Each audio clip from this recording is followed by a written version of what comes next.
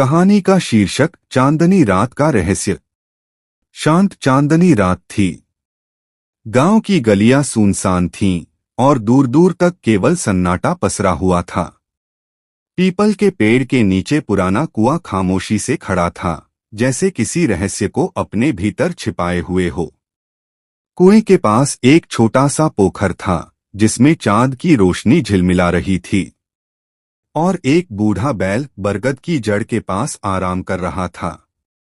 गांव वालों के अनुसार यह कुआं वर्षों पुराना था और इसके बारे में एक पुरानी किंवदंती प्रचलित थी। जो भी पूर्णिमा की रात को कुएं से पानी निकालता है, उसे कोई न कोई रहस्य दिखाई देता है। लेकिन लोग अब इस कहानी को सिर्फ एक दादी नानी की कहानी समझते थे। लेकिन उस रात अचानक गांव के एक नवयुवक अर्जुन की आंख खुली। उसके सपने में किसी स्त्री की आवाज गूंज रही थी, कुएं से मेरी सच्चाई को निकालो, मैं वर्षों से तुम्हारा इंतजार कर रही हूं। उसे चैन नहीं मिला। चुपचाप घर से निकला और उस रहस्यमयी कुएं के पास जा पहुंचा। बैल की आंखें धीरे से खुलीं, लेकिन वह चुप रहा, जैसे सब जानता हो।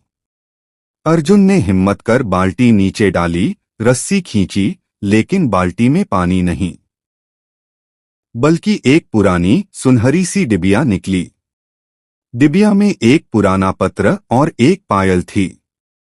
पत्र पर लिखा था, मैं राजकुमारी चंद्रलेखा हूं।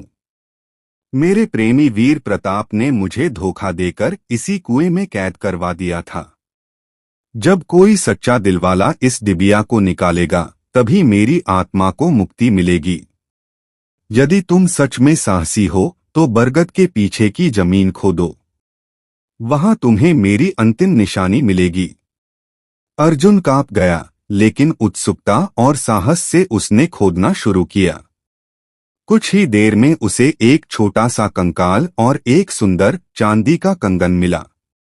उसी पल एक ठंडी हवा चली और एक शांत मुस्कान के साथ एक सफेद धुंध सी आकृति ऊपर उठी और चांद की ओर चली गई। अर्जुन ने देखा, बैल अब सो नहीं रहा था, बल्कि उसकी आंखों से आंसू बह रहे थे, मानो वह बरसों से उस आत्मा की मुक्ति का इंतजार कर रहा था।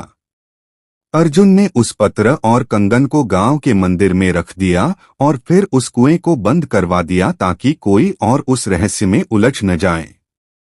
लेकिन गांव में आज भी कहा जाता है, जब पूर्णिमा की रात होती है, तब कुएं के पानी में चंद्रलेखा की परछाई अब भी झलकती है। रहस्य अब भी जीवित है।